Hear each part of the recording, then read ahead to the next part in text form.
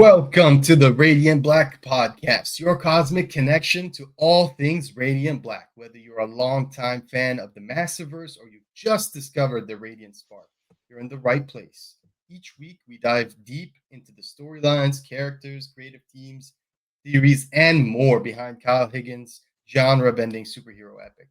From the mind-bending twists in Lockport to the expanding mystery of the Radiants themselves, we're here to unpack it all: the triumphs, the heartbreaks, and the radiant-powered chaos in between. I'm your host, Bash, and I'm joined by my friends and fellow hosts, Matt, Ali, and Charlie. How's everyone doing today? Good. Pumped to talk about Radiant Black as always. Always a good time we get new issues. It's been a wild summer, been a wild day, but really pumped to get into my favorite comic with my favorite group of people. Let's get into it. What about you, Ali? Yeah, I'm doing okay. Just getting over a little bit of a bronchitis case, so hopefully it gets better soon. Ooh. But it's always a little bit of Radiant Black helps. There you How go. about you, Charlie? How you doing? Good. Doing very good. I had a little bit of a panic attack earlier. I came home getting ready to record, and and I should preference I didn't actually have a real panic attack. I just got very stressed out. I came home getting ready to record, and there was a bunch of contractors that my brother forgot to tell me were coming. So they were all there, and he wasn't there, so I had to deal with that before getting on here. But yeah, it's going good. This was a good one. I got a surprise. I think Matt's was a couple issues ago. I finally got a letter submitted in this issue, so that was exciting to see. And yeah, good question to get into this one. Yeah, thank you. I remember we talked about that, and right away I was like, I got to send this into Michael. So yeah, we'll get into that later. It's kind of a new start to the arc, so it's an exciting time. How are you, Bash? I'm good. Yeah, I'll just go. I'll come out and say it. Look, I've not had the greatest day. I'm a bit cranky. I read this issue twice. I read it once yesterday, once today.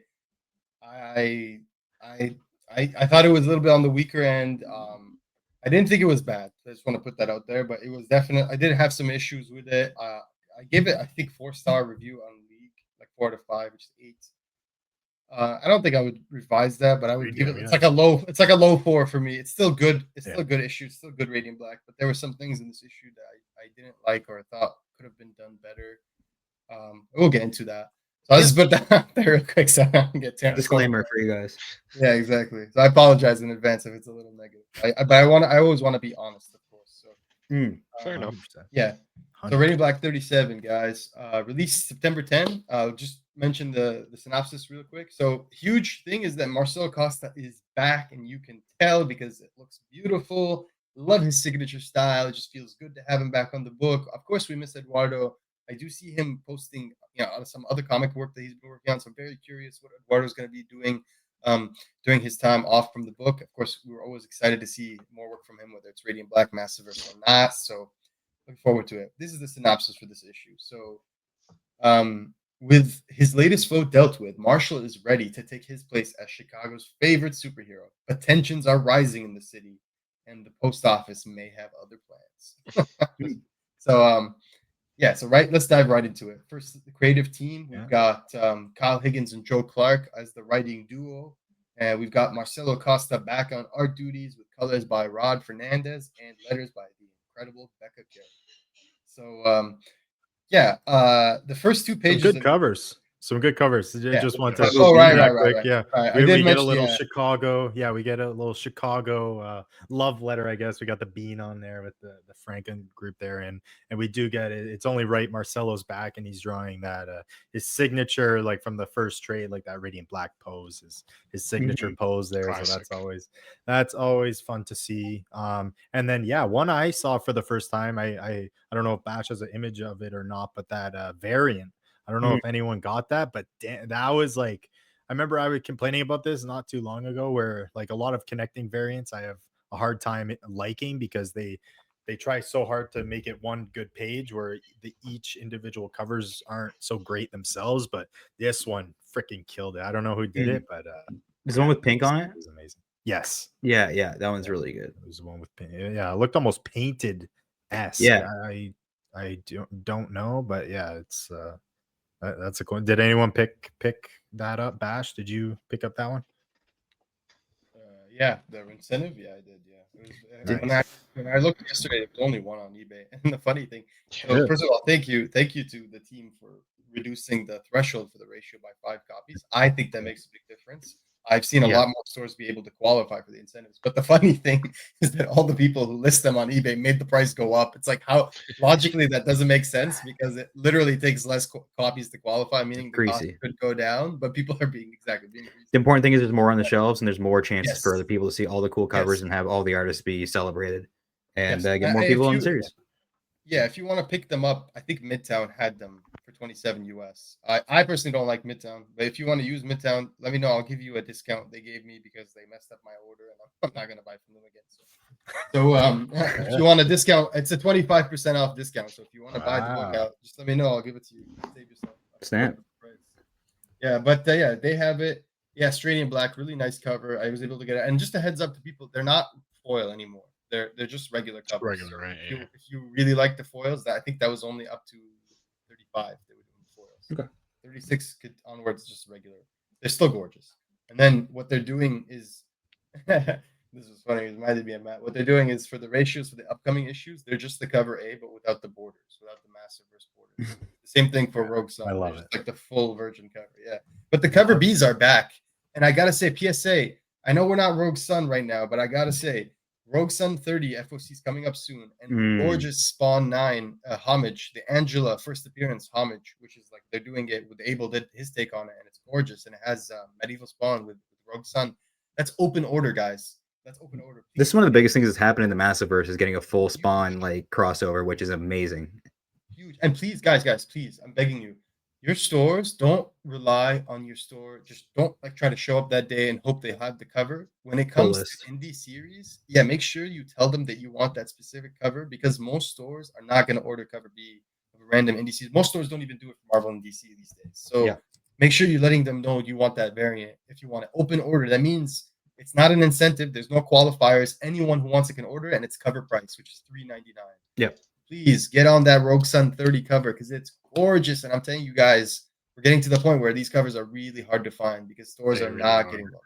Yeah, so yeah, please let your comic shops know. Please, that Rogue Sun 30 Able variant, gorgeous cover. I already pre-ordered 2, so into it. But yeah, that's going to shoot. The incentive is hard to find. Yeah, there's only one on eBay. I saw the Stradian Black at the time. It was like $50 or something like that. So I haven't seen another one. I'm sure they'll pop up, but like they're getting really hard to find. That's the bottom. As someone who loves puns in both series, it's one of the most appealing covers to me of the series. It's awesome. Yeah, it's funny because the bone is cut off at the top, and it looks like a half a dick too. It looks like the back end of a dick and balls, which is even funnier since you see that in the issue. Someone spray paints it. Yeah. So there's like a meta thing to that. I'm just saying, man. I'm just saying, like, I know Tony Felice. He's a pretty funny guy. I don't know if that was done by design. Like, he's probably meant to be a bone. Yeah, it is funny that there's ambiguity. and people say we look too much into stuff, but no, that's a nice connection. That's cool. So the beginning of this issue, the first 2 pages were shared as preview pages weeks ago. So everyone should know about these. Basically, what's happening is we find out. I don't know, I'm very curious to hear all of your thoughts on this. All of you. I just one of the things I was more excited to talk about this with you guys than almost anything else in the issue. I was like, I need to see what everyone's thinking about this. Already, if you go to the league page and you go to the issue page, there's already so much conversation about. So Satomi is having the sex with Shift, who is looking amazing. Like just like it's so weird. I mean, first of all, I want to say some kind of like high rise too in the middle of the city. Exactly, and it's like. It's such a different mood than it actually reminds me of Chris, I think Evan Weiss did the art for one of the backups that was it Radiant Red or something. Do you remember where she talks to him and they kind of like have a moment? Yeah, they don't. Yeah, the art reminds me a lot of that. Like it takes me back to that where it's like pinks, really nice lighter colors, setting the mood, very romantic. It's different from the tone of most of the rest of the book. I loved it.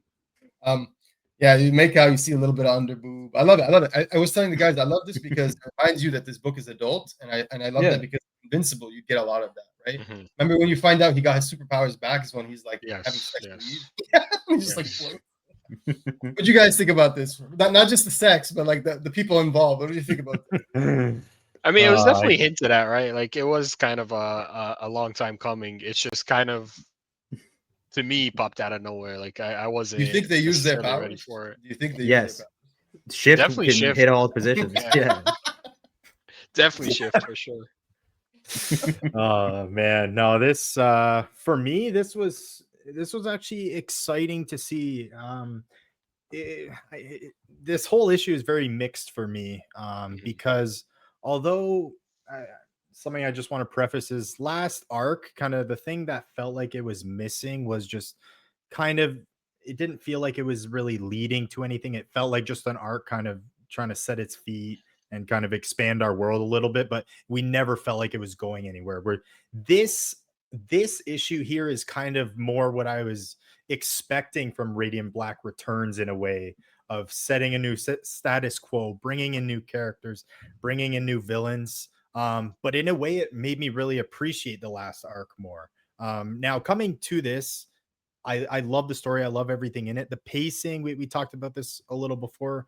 Very weird. We don't see really anything how this came to be. Obviously, we saw a little bit of them interacting in their series, and that is one thing everyone loved this dynamic always. Like everyone loves this dynamic. Yes. We got a little bit in Supermassive. So it was exciting to finally get it, and really this was the closest thing brought back to like that Radiant Red series of the just these guys going through heists, and in that aspect it was a fun time. But I definitely do feel kind of like we're missing a lot of context. Yes. In a lot of different places, not just with this too. We'll get into that, but yeah, I enjoyed seeing them both together. How about you, Matt? Yeah, it was just nice to see them. I like these two characters. Satomi's power set, especially. I think she's a great character, but it's really awesome to see her power set on the go. And Shift, the dynamic douchebag that you love to hate, right? He's great, right? And so it's cool to see them as a duo. And as Charlie said, I would like a bit more context when we get later on. Like this is Red Green territory. I'll make the meme about the famous Canadian comedian Red Green, but I still would like a bit more like, okay, this seems a little out of nowhere, and it feels like we need. Obviously, it's going to go somewhere, but it feels like we need a bit more. She was so hard pressed that she had to go back to jail. Like she had to like kind of serve her time for what she did. And kind of in this, we just hear like, oh, she made a deal and now she's out. So that's curious. That made me curious. What is this deal, and why now is she okay with?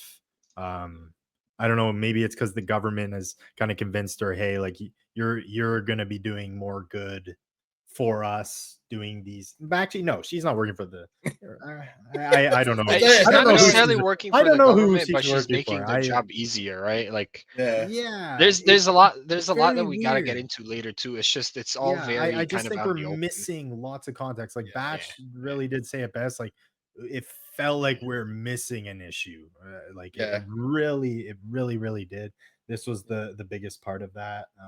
But yeah, I like everything with the Franklin group. One thing I did want to ask you guys is, especially in the second page where I noticed this, especially and I couldn't put my finger on it. Does Marcelo's art, I don't know if it doesn't look like, a lot of the faces maybe don't look quite as detailed. It's more flat coloring. There's no shading.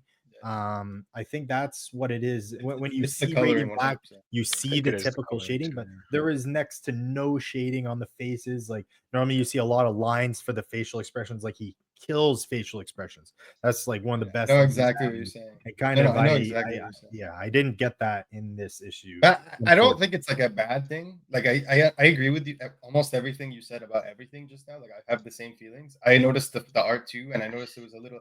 I don't want to say it felt less clean, but it definitely feels a little. The mood feels different. Like I don't like you know what I mean? Like they're going for slightly different. I don't want to say it's rushed, but part of me slightly has that feeling, just because one of the pages I love is that double page spread of him flying to the city. And it's an amazing page. But do you guys remember that Eduardo page he drew, like when him flying into the city with all the like the details in the city and everything beyond is like is night and day. And I'm pretty sure I could find a lot of double page spreads by him too. Like it just feels like some of the details, like some of the buildings, like they're just put up, like just put in the windows quick. Like they got the balls right in the pubes later on, but they like to the right. There's no windows on that building. I will say that I noticed that too. I don't think the coloring is bad. I think they're going for a slightly different palette. I think the idea is that it's like a brand new day. That's what it took me back. Remember ASM, Kind like of, brand yeah. new day? It was Yeah, I more see that. colorful, more. They're kind of like trying to give you like it's a new era, a new vibe, and Hope. it's the same way with Batman with the Matte Fraction. They have the same colorist, but they changed the palette of the city, so Gotham looks a little different. It looks more modern, but at the same time there's more blue everywhere, just to like give you that hope I vibe. think that- it has to be a choice because I even It is, went it back. I was like, is it Rod Fernandez? Because I went back to Yes. issue 20 and I'm like, no, he does it like he mimics Marcelo's colors, like he does a great job. But here he does seem to change a little bit, and it's Yeah. different. It just is different. We were just talking about how beautiful like that first page looked with those colors and everything. So I think it's just a little different for what we're used to, but Yeah. the important thing stays the same is that Radiant Black looks the exact same, which is the important. I was mostly joking. I only really noticed lack of detail in that one page, like that, like to the right of the USPS truck or whatever. I think that there is a good amount of detail, and a lot of it can just be creative liberties and the art. I'm curious. I'd like to ask him. Ball sack with the hairs that killed me. Sorry, listen, it's in the book. I can't, you can't help myself. No, it's so funny. I remember like as I was reading the issue, I actually cracked up out loud. I was like, "That's pretty funny, man." Like, I love that. Yeah, no, I agree with you guys, but I actually think to the credit of Rod and Marcelo, I think the coloring works better when it's like not Radiant Black, like not specifically just Radiant Black. Like when they get to the new characters, which one of them is named Pulse, and the other one we haven't gotten a name yet, but. Yeah, they look cool. Those action sequences, those are very. They look really good. Off Yeah, their and they powers. Yeah. No, I like the designs more than everyone in the Sinister Six or whatever, or the Syndicate. Props to the creative team, everyone for the designs, because this is what we're talking about when we say we want more heroes that are villains that are themed in the genre of the story and not just like someone wearing tech. Like these guys actually have cool powers. They seem very like tokusatsu, you know what I mean? They feel like almost like Power Rangers villains. I don't know. Like, so I really like this. I love their designs. Love the way they look. I love their camaraderie. I love that, like, one thing I think this story Radiant Black does really well, even though we've complained a little bit about how a lot of the villains are similar in terms of like they're using technology. The people beneath the mask of the villains all feel very different. Like they actually feel like completely different people. They have their own personalities, their own agendas. They look different. So mad props there. One thing that I really enjoyed here is that we never even saw the face of these people, but we already got such a good taste of their personality. That's true. Like, now I want to see more of them. I completely agree. The designs are amazing. My question is, and the biggest thing for me is, and I've been asking for this. I don't know how long. I just always find it or thought it was kind of a funny thing that like all this alien tech was kind of put on Earth, and you only, besides the Radiants, you only saw people use it for bad. Like you only saw villains taking it and committing crimes with it. You never saw people taking it and trying to stop crime with it, becoming superheroes, doing things. Obviously the world has changed a lot, but this was kind of something I was waiting for. I definitely love this setup. I love everything connecting them into C.O.W.L. We'll talk about that later. I ate all that stuff up. But yeah, no, this was cool. They kind of I don't know about you guys. Their banter was a little annoying to me. But I think I'm just that was reading it. I'm laughing. I had a stroke. Saying you finna put a fuck in a shit can, nephew. Yeah, like, no, I was like, I don't know what this means. Yeah, I know. And it's though. funny because the characters are saying that too, right? Like the people they're fighting, they're like, what are you saying? So it's definitely the point for them to talk like this. But it was almost like Sheer. It was like almost it was almost funny how annoying it was, but this was just a little annoying. Like it wasn't funny. It was just annoying. I loved it. I'm not gonna lie. I love it. I didn't. I didn't agree love with it. you. Maybe I'll grow on them, but yeah, no, it was. I think cool Matt said it reminded him of Show Speed. Matt or Ali said, yeah, Speed. And it's like it is Speed. Like when at the end of the day, like when you really think about it, I'm like, that's exactly when Matt said it, just clicked in my head. I was like, that's it right there. Like, yeah, I'm surprised he didn't challenge him to a race. He's just doing backflips for no reason. He's just jumping off the truck doing backflips. Like this guy, maybe this was his inspiration. He's wearing the red. He's got I'll get to that part later. But I gotta say though, like this was awesome, and my only issue for the most part with this issue was pacing and the jarring nature of like bouncing between each subplot. I just thought there was too much subplot and there was too much happening. So like, Yes. I feel like just the moment that you begin to appreciate what's happening in each subplot, the subplot ends, and I was like, that didn't really sit well with me. That's not, again, I don't want to. It's really easy to conflate criticism or critique with like, I fucking hated this. That's not the case here. Okay, I just want to. I actually really liked this issue. It was a good issue. It wasn't, to me, it wasn't a great or amazing issue, but it was a very good issue. I give it 8 out of 10. So to me, like that's really what held it back, was like the jarring nature of bouncing between each subplot. I just felt like they kind of cannibalized each other because you didn't really get to appreciate anything other than the C.O.W.L thing. I thought that was perfect in terms of 2 pages was enough, because I agree with Charlie that like we do want to find out where and what and all that, but like with that, it's enough of a setup to where I'm like, okay, it's when they got to the red green shit that I got confused. I was like, what the fuck is happening here? And maybe this was just kind of dumb on my part, but and I don't know the way you guys thought of it, but reading this, I was almost like, okay, like it was just in my head, okay, he's gonna explain this later. Like I just took it and I was like, okay, I'm gonna learn this later. Whereas I think it will be a bigger complaint if we don't learn any of this later. I think that will be huge. So I am curious to see what this happens. is clearly like all set up for all the stories that are going to be played out through this arc. Yes, like that's the Franklin that's group finally exactly. big. They're finally in here big and making their presence known. You got a fastball, but it's like that's what I mean. It's hard. I was that's literally what I was about to say. But yeah, we'll get that. I was about to say is it's like it's so hard to appreciate the full magnitude of each moment because so much is happening. So it's like when you get to Horizon, it's really hard to appreciate Horizon because so much other shit was set up. So you're just like, dude, okay, like I need to like take this in. There's a new cow. You're trying to do this. There's Horizon. Like what the fuck is happening between? Yeah, but I do agree that like in terms of, are you excited? Like, are you looking forward? Of course. Like, I think they really nailed it in terms of like getting us excited about what's coming in this book. And I agree. One thing Charlie said that I think is, it didn't click with me until he said it. And I think it's probably the most important point is that he said that this feels more like the new arc that comes out, that's spinning out of Catalyst War than the first arc. And I agree with that, but I'm not. It would have been too jarring. It would have been too jarring. The previous arc almost felt like an epilogue to Catalyst War. Exactly, but I think that's a good thing though. Like I agree with that. I do now. I do now. I didn't at the time reading it. I was like, oh, okay, it's kind of missing a little bit, but now, especially looking back, I'm gonna appreciate that we got to spend those 6 issues. I'm gonna wish we had an extra issue of Red and Shift kind of meeting up. Like there's almost not enough, even though we complain that sometimes it's slow, not enough happens. It's like we almost need. It feels like we missed the Shift one shot, right? Like it feels like there was a new Shift one shot that we missed. And it kind of does. And then in this issue, like I don't know about you guys, but I guess I'll go to this point, but they kind of where Red and Black all meet up. We see this guy who's a part of this gang who's pissed off at all the Dunkin' Donuts or he's part of the Second Earth World Donuts. Yeah. So does he own another donut company and he's pissed at Dunkin' for taking his business? This part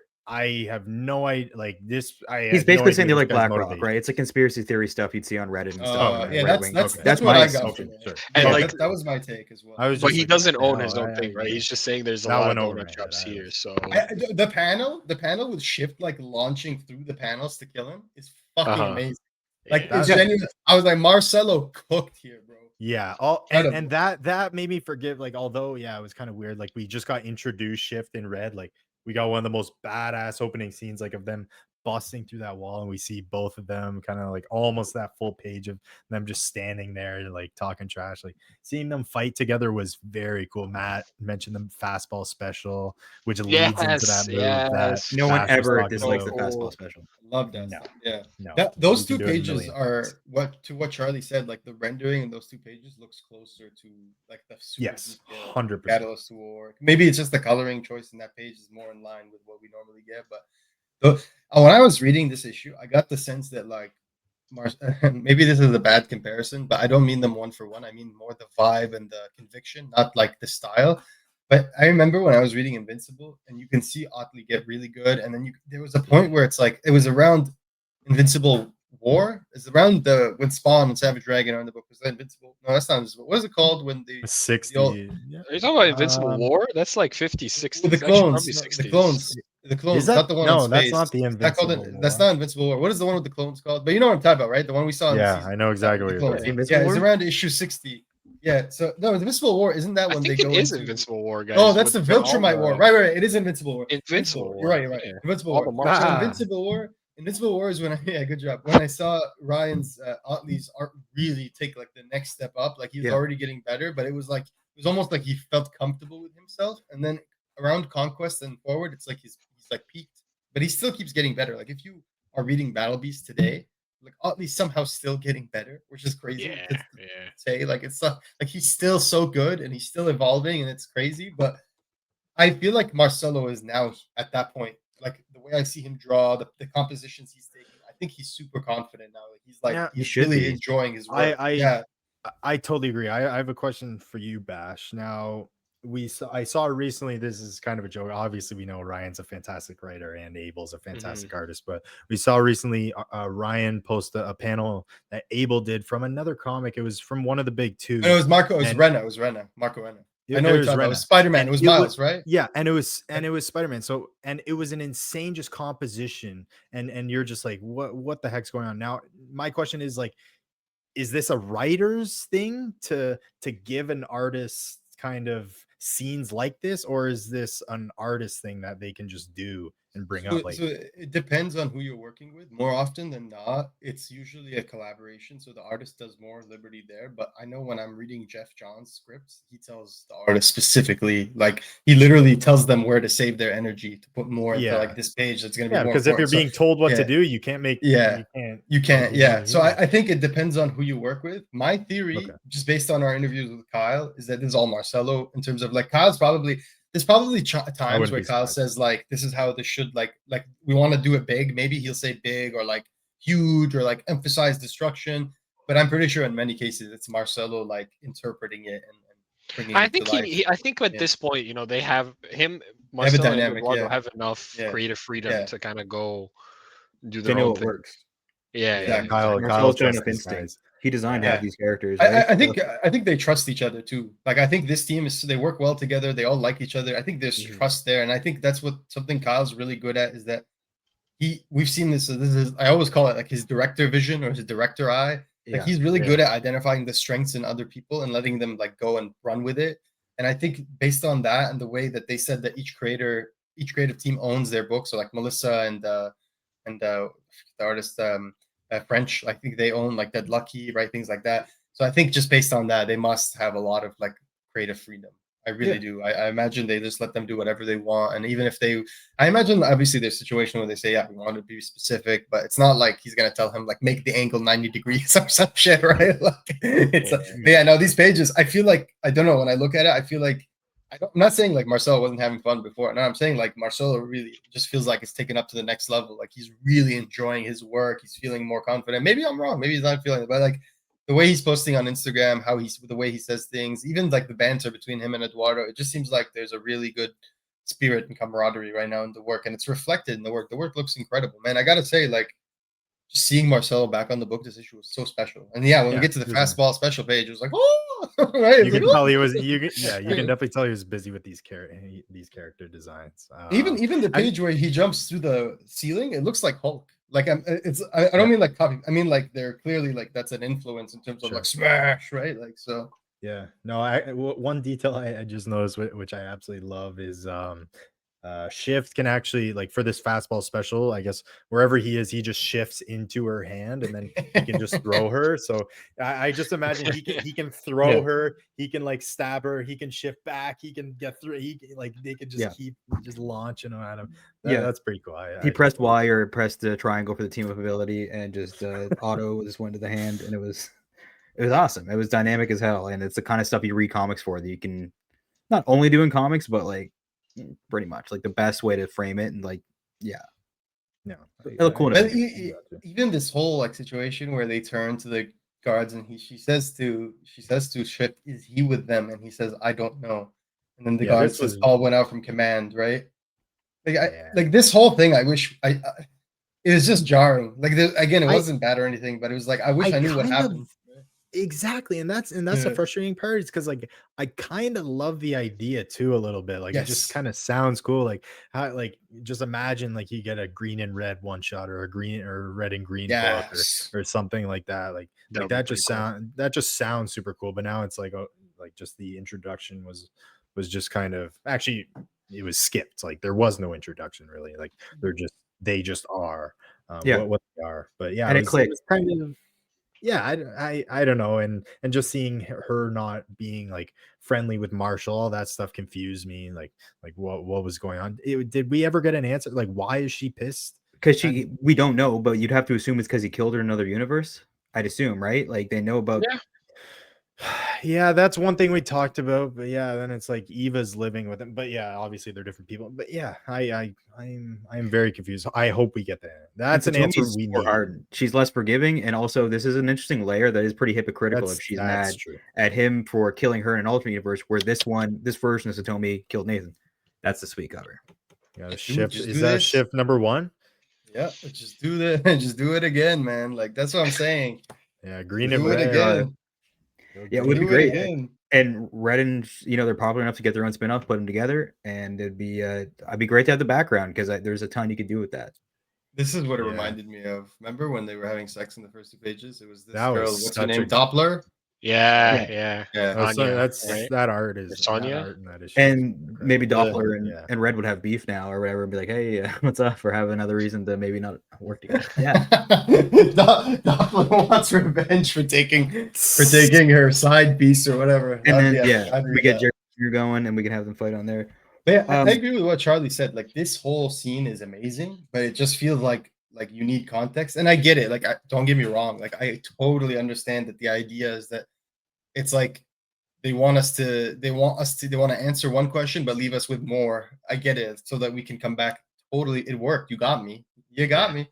But Yeah. like I just wish there was more like context because it just comes out of nowhere and it's like it like Charlie said earlier, it's a very big jump from like this person isn't even in the book and they have like they want to atone for their sins and their like their ethical dilemma to like I'm like a heel now. it's just like completely different. No, and it's not like I'm healed. I'm committing crimes. No. I'm like I a guess heel, he's you know? got a heel. Yeah. You know, Queen Pin now. it's yeah, exactly. And it's like Radiant Black just shows up and it's like, how about the Cubs or whatever? And it's just like, and they're just like, basically they're just like, fuck off. And he just leaves. And I'm like, what the hell just happened there? Like, what? Like, are they still, is the idea that they're salty that he like murdered everyone in the other timeline? Are they just on bad terms? Like, I really don't know. Like it wasn't very clear. It could be that they're still upset with Marshall because alternate Marshall just murdered everyone and they can't live with that. And she had to bring a different shift in and all that. Like that could be the case. It's true. But like, it wasn't very clear to me. They side with the Second Earthers a little bit in that way of like, well, Second Earth did kill us in that Second Earth. We're dead. He came from that Second Earth shifted. So that's that could true, be but like at play at the end of the day, they were there when this Marshall saved. Yes. Oh, so wait. So it's like, what the? Yeah. Isn't Marshall was hiding from the Franklin group earlier in the issue when he like get the fuck out of there, but now he's all cool with them. So like I kind of wish there was more explanation. Like what is it? Just Marshall that's on bad terms with the group? Maybe because he's a civilian, or maybe he's undercover and just seeing what the lengths of their some Peacemaker alternate world shit, bro. You see this? Some Peacemaker alternate world shit, bro. This is like they're trying to trick us, bro. You guys see that Peacemaker shit? They're saying like the alternate world is all Nazis and shit, bro. All my friends in the know want to watch it. Dude, it's so good. It's so good, man. So I love me some James Gunn and some John Cena. One thing I do want to talk about, I like these new streamers because I think it's some cool rivals for Eva. Because we can be like, oh, they're both streaming. You can see those douchebags like, how, oh, you don't want this collab or whatever or something. Like I think there's some room to play there, so that's nice. I think that would be a lot. that would be a lot. Is that Eva, by the way, in the pink sweater? Yes. Is that Eva? Yeah. That's their farming. They're going on a red strike. This whole scene was a little weird to me too. I didn't really like any of these side characters that came on screen. I just thought they had really no purpose or anything other than to just. I felt like Shift teleporting 5 seconds ahead into a new thing. with this It, issue. it was it was very weird just to get a reveal that I liked, but yeah, we all had thoughts about. But yeah, so I guess a bird. I don't know if Eva bought a bird or she's saying it just snuck in, but I'm assuming she bought a bird. She's getting kicked out for it or something, and then Yeah, we just yeah. see these two random people trying to chase down their landlord, and that's it. And then Marshall comes up behind and tells Eva he has a date. And yeah, this was a cool reveal, but an interesting line. I have thoughts about this. I'm not so sure what's going on, but yeah, he like we said, he introduces her, or he's about to introduce his new girlfriend as Mariposa, who we've seen in the last couple issues, the yellow girl with the cool wing knives. And she's there ready for the date, and yeah, she's They watch fucking Blade with Marshall Ali, bro. Crazy. They are in the timeline where they that's got to see that was crazy. so Blade, and that was good. Obviously we saw their dynamic too, like they had a great dynamic last issue, but again, context we're missing. We have no, like, I would have loved to see Marshall try to get her number in like the heat of combat, or like I thought he was just gonna do say I would something have like loved to see stupid like Marshall that. as Blade. I'm like, you and me both, brother. That's such a weird thing. Now Marshall is older, like about as old as what's his face when he was playing Blade.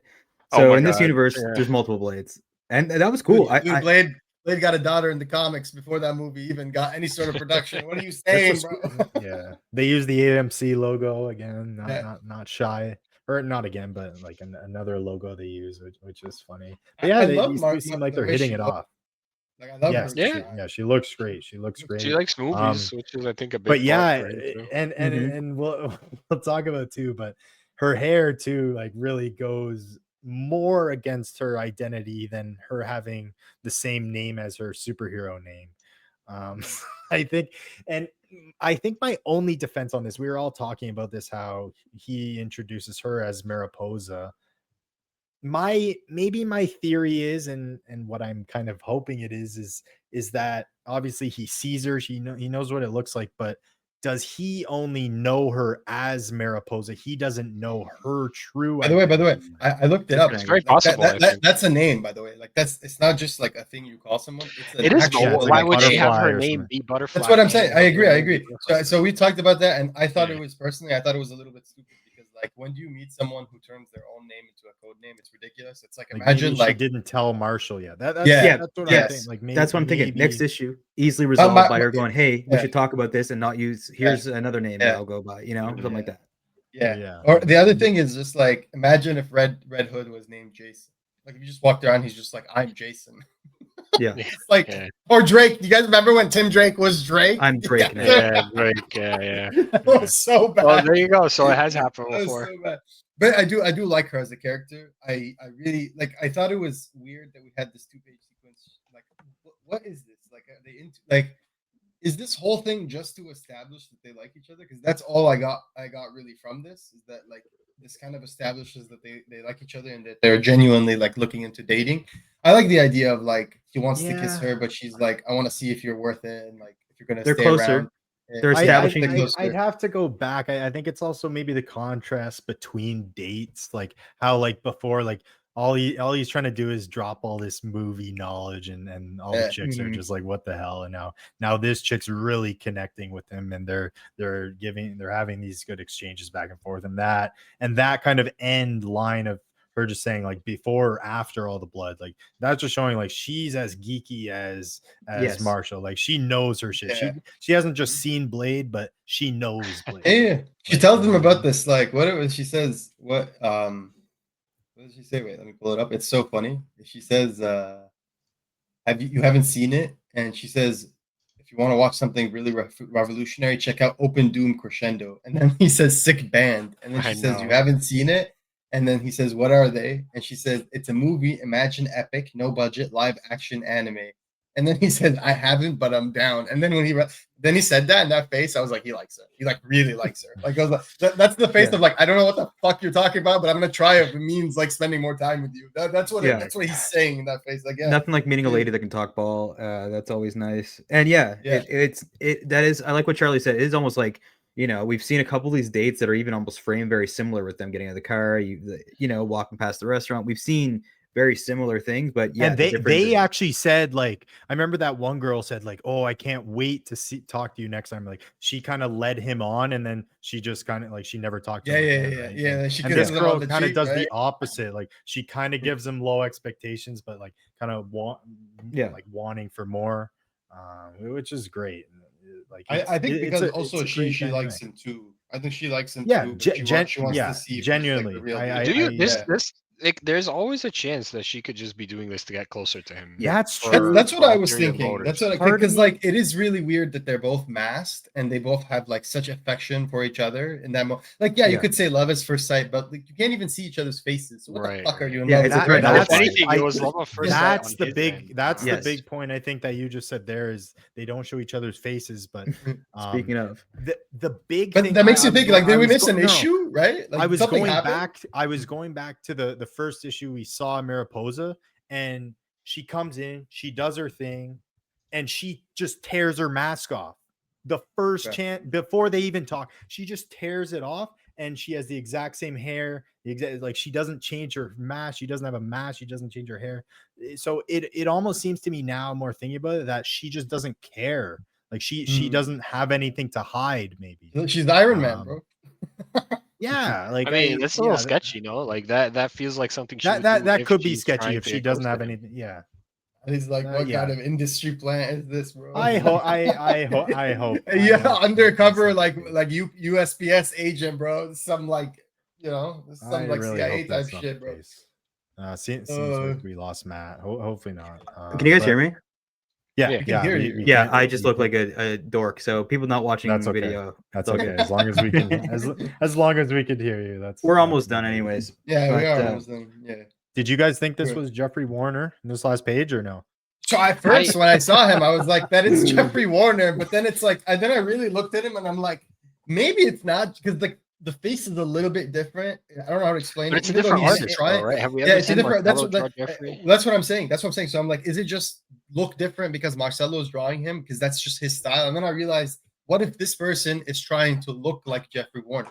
Like, what if they're trying to have that vibe? Right. That's So I don't know. that's a Ultimately, good is this theory.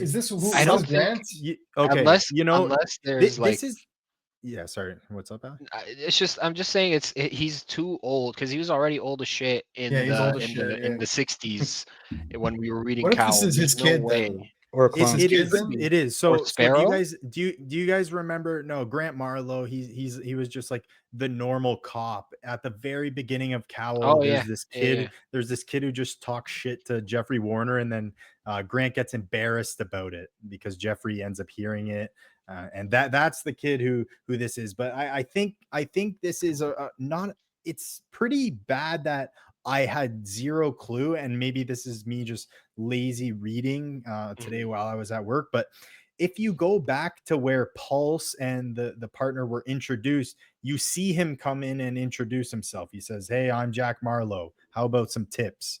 And then when I see him later, I'm like, "Is this Jeffrey Warner?" Like it totally just didn't click with me for some reason. Maybe I think it's because you saw him so small, he didn't feel like he was a big deal until you saw him later on, and he kind of is made to seem like such a big deal. But it's cool. It's cool, I guess. Just kind of seeing this, I thought they did it. Yeah. Yeah. What's up? No, you make a great point. I just think it's so funny because I remember like when I read Invincible, Kirkman would do the opposite. Like he would make someone in the story say the character's name and then put it in bold till it's like beating you over the head with it. Like they would say Dinosaurus like 100 times in one issue, so you wouldn't fucking forget it's Dinosaurus, motherfucker. When it's bold and it each benefited. time. Like all those villains, like benefit, even like I think is it Universal, like the smaller villains, even like you can remember their names. And Parrot does that too sometimes. And yes, and I don't this is not a criticism, by the way. I like that. And in DC and Marvel, they have a shorthand. Like one I really liked is in Superman and the Legion of Superheroes, which is by Jeff Johns and Gary Frank. Every time any Legionnaire is on any page, he has the name thing under. You need their profile. And I'm like, you do need that. And I'm like, that is the perfect way for a Legion book, for the first Legion book, just to have everyone's name on everything. Right. There's so many of them. But like if you do that for that one arc, after that, everyone's gonna know them. Like nobody's gonna ask you who like Cosmic Boy is after they read 6 issues of you putting his name on every fucking page. You know what I mean? So it worked. I'm not gonna fault Kyle for that because obviously, like Kirkman, that's how he writes. He writes in an exposition-y way sometimes, so it's easy to have the person repeat their names a lot, and it works for him. He does it a lot in Void Rivals. Holy fuck! Like, I needed a Void Rivals too. Premier not gonna lie. Zalak, like Solilla, The Rock, and it's like Yeah. Premier. It was what just is a happening? very weird. I just thought it was kind of weird, and I'm very curious to get Matt's thoughts about this because I personally thought like just going through. I don't know. I've read all of Cal, so I thought they did an okay job with kind of just introducing it, but not hitting you over the head with it, where it like makes you overly confused, or it's like I'm Do you missing know something. what they It did? Do you know what they feels should have more done? like an add-on. Yeah. What's Mm. Do up? you know what they should have done? When they have this is, in my opinion, this is what they should have done. In my opinion, and there's no right or wrong. Like I'm not gonna fault them for not doing this, but if they did this, probably would have made it a little bit smoother. Is that you know how in DC sometimes, or even Marvel, when they'll say in the bubble, in the middle of a speech bubble, someone will say it's the Amazing Spider-Man, but the Amazing Spider-Man will be the Yeah, yeah. logo. It will be the Yeah, yeah, logo. They should have done that for Cowl because then in Yeah, your head you'll that could know have been that cool. you'll know that that's a thing. You'll know that Cowl is something that's an image that I should go try to read. But now Yeah. to Is me, that like good it's though? not. Is that good? Is that what they're trying to achieve? I think that would be good because then people would read Cowl, but like especially since it just got reprinted. But now, like if you're reading this book and you don't know what Cowl is, you're just reading this book. It's very easy for you to think Cowl is a Radiant Black thing, and Yeah, it's so just yeah, like this is the first that's time. why So yeah, so that's I I'm put the curious as logo and then our put an ad for it. Like in the back, I'm surprised they didn't put an ad for Cowl. Like that I would would be have great. 100% Yeah, put an ad for agreed. Cowl there. Yeah. That'd be good. 100%. Like I hope we get you that just eventually. put some super dope shit in this book, and you basically rebooted Cowl, right? You say Cowl 2.0 updated, same difference, really, kind of, and which I think is a great idea. I think that's awesome, and I think starting with Pulse and whatever the fuck the other person's name is, I think that those are great places to start. Like it's a you're also already doing such a distinction from the original Cowl because the original Cowl had much more, Yeah, in my opinion, no, distinguished it's a cool update. individuals. Yeah, Like this guy these says, are it's kind of kids. it's an Yeah, update, which is cool. it's But like Matt, as yeah. our kind of resident, not I wouldn't say not a Cal fan, but haven't dug into it. How did this do it for you? Like, did this make you want to read Cowl anymore? Was it like too jarring for you? Is it just kind of an add-on, which is okay? But how Well, was this for you?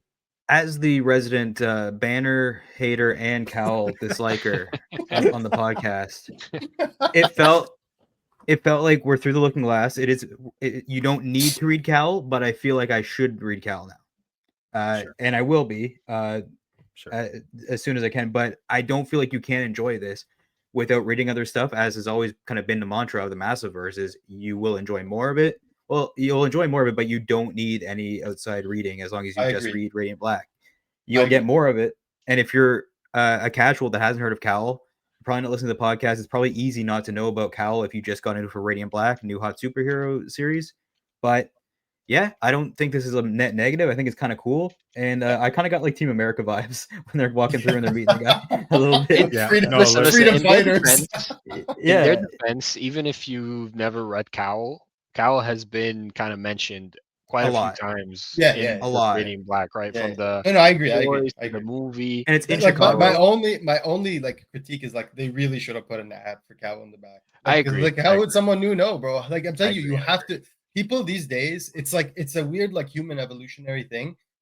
That like the next generations, they like to be told what to do. Like I'm not kidding. Like if you look up like people on League of Comic Geeks, if you look up any Reddit comics channels, there's so many people that are asking, how do I read this? Where do I start? Yeah. How's the best format to read this? Should I read it in this format or that format? Like people literally need to be told what to do, and I don't know why. Like we're like this these days.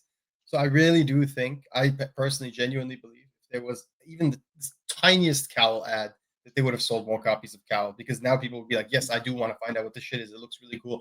I can tell you, I am one of those people. When I'm reading a DC comic, and I see it all the time in customers, I see it in people in Discord.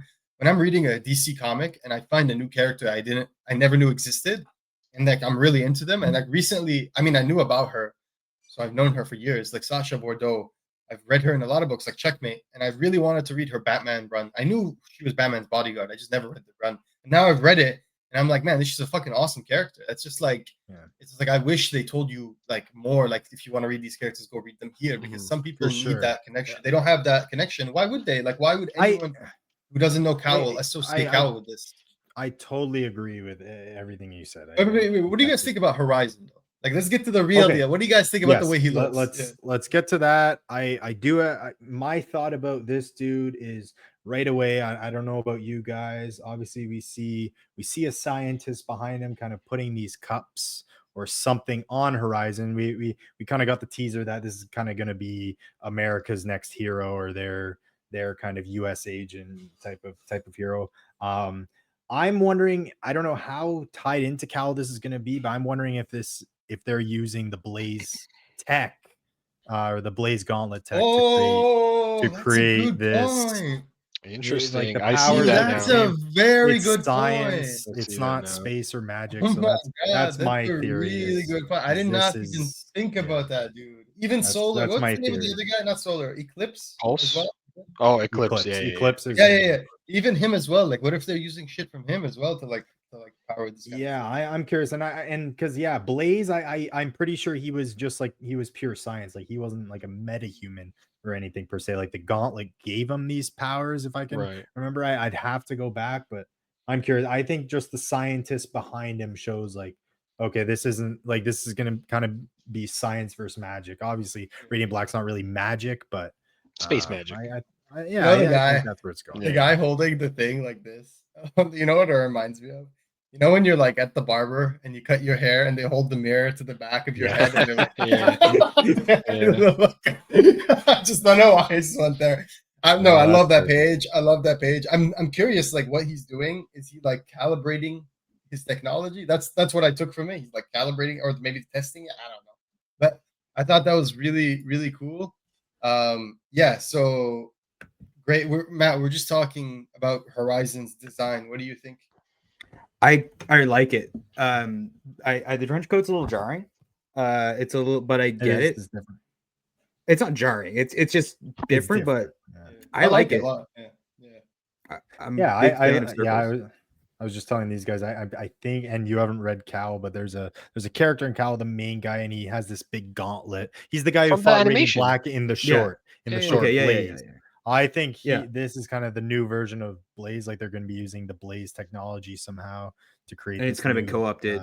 This new thing, because he has very similar kind of energy. I'm not sure, but I'm excited to finally. I like that. I like that idea. I'm excited to get C.O.W in here. Yeah, it's a good time to get C.O.W, and hopefully we get that last issue of that series. And C.O.W's like 10 issues, right? The original run. Or no, is it 12? I think there's 2 volumes. 12. So that's volumes. Pretty easy and affordable to catch up on it if you feel lost. It's not a quick read. Like, you definitely gotta a little dense yourself. It's I would say it's very dense, which is but it's pretty good. It's really good to get into it. But once you get into it, it's fucking good stuff. For anyone, like if you want to read C.O.W, please read C.O.W. Yeah, I've been impressed by it. It's just like, it's just it might not be the best like mind for that specifically, like that vibe, but like, I'm gonna check it out. It looks cool. Like, they mapped out all Chicago. Like, it's really well done. Like, everything I've seen Kyle do, right? So it's always worth it. I can't wait for issue 4 of 1964. I can't wait. I think that I don't know if anyone. One last thing. One last thing. It's always a good day. Yeah, when I was reading it, I was really happy to come across Charlie's letter, which was a great question too. So, what a nice surprise. Were you surprised to see it?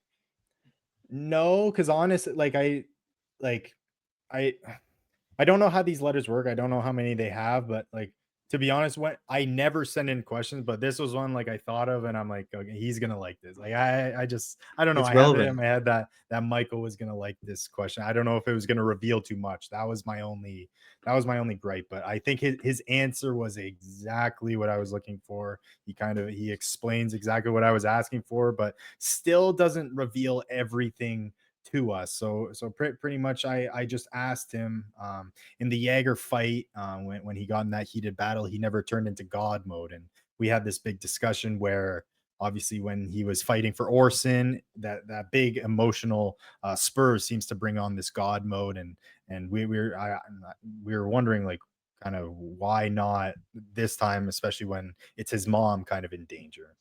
So Michael, he texted back. He said he was heard. He heard it on the podcast, but he was glad that he gets to answer it here. So the fun fact, Eduardo actually laid out a version of that final fight where Marshall does go into God mode. They're not inked, but they're fully laid out. We might run them in the hardcover, put them up online one day. But ultimately, we changed it before the boys started inking it for 2 reasons: in universe, or 1 in universe, 1 out of universe, which I thought that was interesting. Now the in universe, this one I can't really disagree with them. Power scaling thing, right? Yeah, he basically said, or there was that. So the first one, he said, in universe, Radiant users only activate their God modes usually in the presence of other Radiants. He said there are exceptions, and obviously there. That was the Blue Lantern I shit. wouldn't fully agree with that, because obviously Orson, like, I would say his mom has a bigger emotional impact on him than Orson, but I like his other reasons. It reminded me of the Blue Lantern. I read on Reddit, Green Lantern. Literally. Someone was like, "What's the most useless lantern color?" And they were like, "It would probably be the blue without any other color." Just the power up. Also, literally. Also, Orson doesn't hook up with people that kick Marshall's ass, so maybe you know, they're like, that's also true. But No, yeah, he says, yeah. So that and what was kind of the cool thing. So one, he basically, and this is a big metaphor, kind of Michael's explaining, where they get the God mode when they work as a team, which we saw kind of in Catalyst War. Marshall go through this arc of learning to be a hero and learning to accept his powers and working as a team without even his powers themselves. Now in this fight versus Jaeger, he was forced to fight by himself again for the first time in a while, and you did see. Yeah, you're muted. I think you muted, Charlie. You're still muted. You're muted on the browser for sure. There we go. There we go. I don't know. Yeah, I just couldn't say. Yeah, you're passionate. It's okay. Yeah, it's all one big metaphor. But isn't it what you just said? What he explained was like the closest. Like we talked about in the past, whether the Radiants can come together and form like some sort of Megazord, and what Michael just said is the only hint. Yeah, that I was like, maybe one day, maybe one day they'll all come together and form like Radiant Colossal. It's a fucking rainbow. I'm just saying, man, maybe one day. When he said that, I was like, so there's a chance, right? There is a chance for sure. They've avoided so many of the tropes of Power Rangers, though, so it's been impressive. I can see them wanting to avoid it. Yeah. And that was a huge one. Like he says here, the biggest out of universe reason is God mode is kind of a story wrapper. I think he said warper. It's kind of a story wrap. I think wrapper. It kind of wraps up sense, the story. Yeah. That's kind of it's more or less an instant win, which is very true. It's one of the things we're it's hyper beam, bro. Basically constantly trying to avoid. Yes. And once you use God mode so many times, okay, now a villain has to combat that. Now, once he combats that, now you got to make super God mode, and then you use that too much, and now it keeps going on. So I think that was the main reason, for sure, which I do like, and that it would have just been too easy. They don't want to use it too much. But he did say, what did he say? He said something about, is it about not seeing any like God mode after they got disconnected from existence? Yeah, we mentioned that, and he basically said that's not the main reason, but it's not a reason. Right. It's very cryptic. It's very cryptic, but he did give us a lot. He did. There's a lot of good stuff in the air. Actually, it was a good question, a good answer. Clearly, they have like ideas for that thing later, so they're probably absolutely 100%. So yeah, I'm curious. Like, so we still don't know the answer. Like, can he do God mode right now if he wanted to, or are they just kind of saving that? I'm thinking he probably can't, just because of existence, but I don't know. I just think that's kind of a cool thing. Just their changes after existence, kind of disconnecting from them. How is everything changing for them? And I thought that was just kind of a cool thing for him to explain and explore. So yeah, thank you, Michael, for answering my question.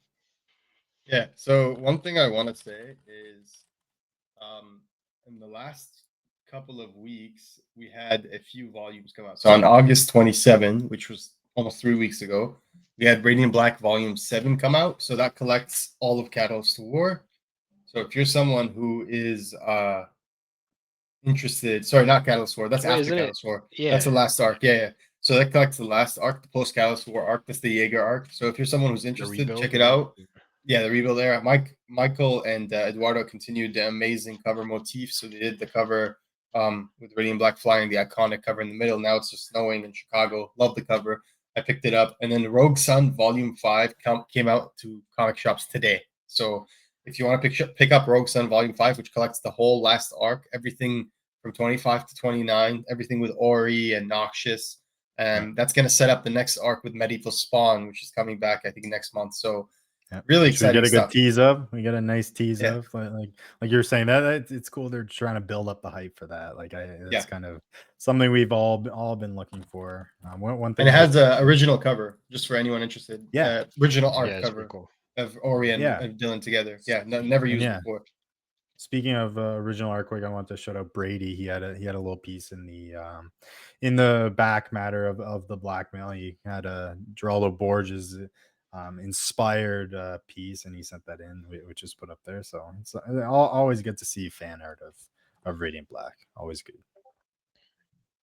Yeah, I agreed. But yeah, guys, there we have it.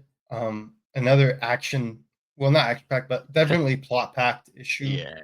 I like I said, I think it's happened before. I'll happily eat my words. There has been times where, in retrospect, just the issues read better when you read the whole arc. Like just sometimes the individual 100%. Chapter. Yeah, so I do personally think that this will be the case with this arc. I think this issue on its own, it's hard to fully appreciate everything that's happening, and I think retroactively we'll appreciate this issue more as more things come to light. I am very excited to see all the crumbs, all the subplots that were set up in this come into play, especially this red-green thing. I really need to know more about what it's got. Horizon, we got Bolts, we got Cowl. Whatever Cowl to Horizon. There's so much to look forward to. Charlie so much going on. Yeah, he's like, this is really feels like we're really in the rebuild era. Like everything new is coming. Like, or maybe even past the rebuild era. Yeah, the status quo is definitely changed. Yeah. So I can't wait. I can't wait to see this. Love to see Marcelo back on art. It's a blessing. Hopefully we'll get Eduardo back one day. We do love Eduardo. We always want more Eduardo on this book. If there's any other Eduardo book coming out in the meantime, we're going to buy it and talk about it. The other thing I will say, the final thing, and has nothing to do with Radiant Black. I guess, I'll say these two things. So I'll say the next issue, we'll do a quick next issue spotlight. The next issue is coming out October 22. Yeah, cover with Horizon on the cover, and it says Chicago needs a hero. There's gangs on the streets and superpowers in the suburbs, and anyone you meet could be a secret double from a parallel world. Oh damn! Chicago needs a hero, and Jack Marlowe is going to give them one. I'm guessing that's Horizon. Jack Marlowe's Horizon. That either that or he's the leader, or he's the guy with the white hair. Yeah. The who looks like what's his name, Warner Gregory. So that's October 22, so a little over a month away, but that's not a problem. They're still keeping pretty good with the schedule. Looking forward to that. The only thing other than that I want to mention is that friend of the show and fellow Massiveverse creator Ryan Parrott, who you might know as the visionary mind behind Rogue Sun, actually has a new book that's out today. So it's called "It Killed Everyone But Me," and it's from Mad Cave Studios. And it's Ryan Parrott working with an artist named Letizia Cadonici, with colorist Alessandro Santoro, and letterer Taylor Esposito. And it has a gorgeous cover A by Jorge Corona. Jorge Corona, who's the artist on Transformers right now. Yeah. We just finished his last issue, like literally today.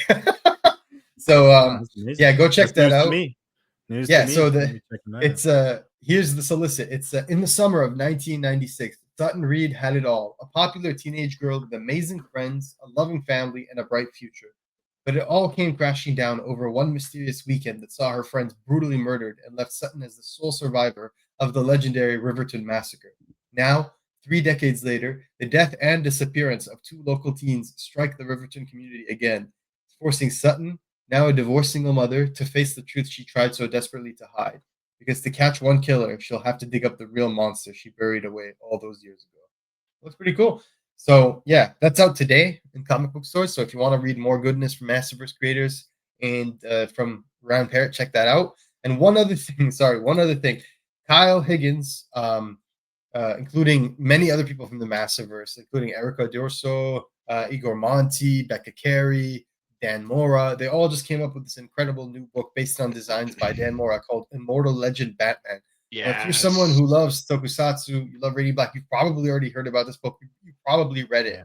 But if you haven't, it's a new Elseworlds property in DC. Elseworlds meaning it's just a complete, it's different, like it's in the omniverse of DC. It's not connected to mainline at all, just a new idea. And, you know, we've had things like Deceased, we've had Gotham by Gaslight. So it's really refreshing to have a new DC property. And it's great. We all read it here. I I'm hope pretty this sure one blows up. Yeah, I just Yeah. read it. It was fantastic. I personally I'm a little I have a buddy, he reads all the absolute stuff and everything. I have a couple other friends, I was telling them about Immortal Batman. They had no idea what I was talking about. So that Wow, surprised me. okay. I was like, how have people I not thought there was a heard lot of about marketing this? Like, for it. Yeah. like Yeah. the marketing looks awesome. The costume looks awesome. I'm like, why I don't know if maybe it's just them or maybe the word's not. I don't know, but I hope it's a big book. Obviously, it's the whole The Massiveverse first thing, the but first it's a issue great sold book. very well. It is a great book. It was fantastic. Like it really First was. issue sold well, and the 1 in 25 for Good. the first issue went up to like 80 to 100 US dollars. Like, it was Wow. selling for a Okay, lot of good, money. It good, went up like okay. 4 times ratio. Yeah, people are really into it, especially the tokusatsu crowd. Like, people who love tokusatsu for the most part Sure. really love this book. So I can't wait to see more. I loved it. I loved the designs by Dan Moore. I loved the Erica art. It was so cool to see the Batman universe through Erica and Igor's artwork. It's like not Yeah. the kind of thing you would normally put in that kind of universe, but it worked well with the tokusatsu of it all. And then Dan Mora doing the backups, holy shit, and the covers. And there's a fun twist with Wow, yeah. Nightwing, which I'm not gonna spoil, but the people who are like, why does Nightwing look like a certain, you know, that's why. It makes sense I once just you read it. I just love whenever he has this chance to kind of put his own twist on, and obviously this is more his realm, like the tokusatsu stuff. But I remember the Flash. I forget exactly what issue he did of it, but that had one of my favorite Flash phasing panels of all time. Oh, Amazing, right. and it was I remember colored by him, Yeah. and it It was was the Night Terrors. incredible. Yeah. Yes, it was The Night Night Terrors. Terrors. Yes, Yeah, it was yeah, Night yeah, Terrors. it was, yeah. That was amazing. So yeah, just seeing him give his own style on stuff is it's really cool to see, especially on these mainline books. That's awesome. He Yeah, deserves and it. I looked at the San Diego Con when they did the DC panel. Like, Kyle was there with Matt Fraction, with like all the other DC writers, like Scott Snyder and everyone who was doing the panel with them. So I was like, hell yeah, that's pretty awesome, man. Like, see all the guys together, you know? Because Scott, like Kyle was one of like the guys that came up with Scott. Scott was like in the big titles, and then Kyle and James Tynan were kind of like understudies, like to Scott at the time, and they would work together a lot in the Bat office, and they did like Batman Eternal together for a long time. They did several other Bat books at the time, so it's really cool just to see them all again. It's just like something I hadn't seen in years. But yeah, guys, please check out Immortal Legend Batman. It's fucking awesome. Like, it truly, like, I would recommend it. I guess not really post credit, but you know, pre Yeah. post credit Batman discussion. Yeah, no, it's awesome. Definitely highly recommend. Highly, for sure. Yeah. When's the second And we issue? just got It should be soon. Should be Like soon. It should be frig, soon. let's I'm not see. sure, but Yeah, it should. yeah, it's got to be me- within the next give me a week or two. second. I would think. Yeah, but yeah, The all next the covers on it, issue- and it was cool seeing Dan Moore. Like, it was cool seeing a backup story really actually tie into the story Yeah. and give more context to the story itself. Oh, that September was 24th. that was nice. So To see. 2 September weeks. 24, yeah. Yeah. 2 weeks. Okay. Yeah, Cool. So yeah, check that out. And I think that's pretty much it, guys. And one other thing is, we are still giving away the hardcover, which I've showed off last time. It's over there. I don't feel like getting it. It's huge. Brand new hardcover, unopened, still wrapped. Rainy Black hardcover, year 1, collecting issues 1 to 12, and an insane amount of back matter. We're gonna give it away once we hit 450 subs on YouTube. I think we're at like 418, 419. Guys, we're so close. Let's get us up there. Get the word of Radiant Black spreading. Give away this awesome book. We'll do more giveaways in the future. We have tons, and it's the same thing with our Rogue Sun podcast. I think we're 10 subscribers away from 100, and then when we hit 100, we're gonna give away 1 or 2 Rogue Sun incentive variants signed by Brian Parrott. So let's go, guys. We want to give away some books. Let's keep it going. Let's keep the love going. And if you're someone who's listening to the show, you can first of all, to our patrons, pull it up. Oh, I don't have the image. So we're using a new software. So we don't have all our assets. Yeah, but Joe, Jordan, Patrick, and I'm missing one. Who is it? Patrick. Yeah, this is where we get on the I'm spot. mistaken. I'm sorry. This is one. it. Yeah, I apologize if I Patrick, forgot. no. I usually, so what happens is we have the image with the background with all our patrons. Once I'm out of because order, our- it's gone. Like, Yeah, we lost our StreamYard data, so we've had to make a new account. It's a whole thing. So I apologize for that, but thank you, of course, as always, to our incredible patrons for your support. And if you want to support the show without donating any money, which is totally fine, yeah. just leave a review on your podcast aggregator on YouTube or anything. That helps us out a lot. It helps promote the show and spread the word. And of course, we are always got grateful. some bonus. Thank you so Got much. some bonus stuff on there now. Put out our Fantastic Four review. Yeah, and our C.O.W.L movie. If you're looking to get into C.O.W.L, we got a C.O.W.L reeview on there, reviewing the Kyle's first movie, kind of the introduction to C.O.W.L. So that's a lot of fun. So, college thesis. Yeah. Like that's how old it is. So yeah, that's pretty much it, ladies and gentlemen. I think we covered everything. Thank you so much to everyone. And yeah, we'll see you. Oh, there we go. Yeah. He pulled it up. So it's Noah. Sorry, I forgot. I don't know how I forgot Noah. Noah, Patrick, Joe, Jordan, and there's also Cameron, but I think since then Cameron we lost him. So Noah, Patrick, Joe, Jordan. Love you guys. Thank you so much. Noah. See, it's the order, man. It's the order. Yeah, we put it. We always put it in order. Yeah. Yeah. So So thank you so much. I'll upload the images next time for our assets because we lost them all. So like even our outro, you won't see it this time because we lost all our assets from losing our StreamYard account. It's a whole thing. They increased their cost insane amount. It's neither here nor there, but we'll get it fixed in no time. Anyways, thank you so much, guys, and we'll see you next time. Probably. Do we have Rogue Sun? No, we'll see you next time. Yeah, Rogue Sun will be the next time. So, and it'll be Medieval Spawn, guys. Yeah. Oh man, it's gonna be exciting. Yeah. All right. And, the last thing, gotta remember. So, Owen posted in the IGR discussion channel. It's insane. This Inferno Girl Red Book 2 cover, and it's like this orange yellow looking person, and apparently the cover is drawn by Igor Monti. It looks insane. Let me pull it up. I didn't see this. It's worth it. This is worth it. I'm gonna pull it up. It guys. will be worth that. No, I'm gonna show it off. I'll tell you right now. Give me. Because I remember Becca Carey. We saw Becca Carey do that cover for Vicarious. That was easily my favorite cover in the whole series. So check it out. I love seeing not typical cover artists on this. Oh, it's fire. No, jeez. Apparently, so Igor Monti drew this. He drew this cover. Yeah, that's so good. Dude, that is sick. I don't even know. Is that like Inferno orange or yellow? Like, what is that, bro? That looks amazing.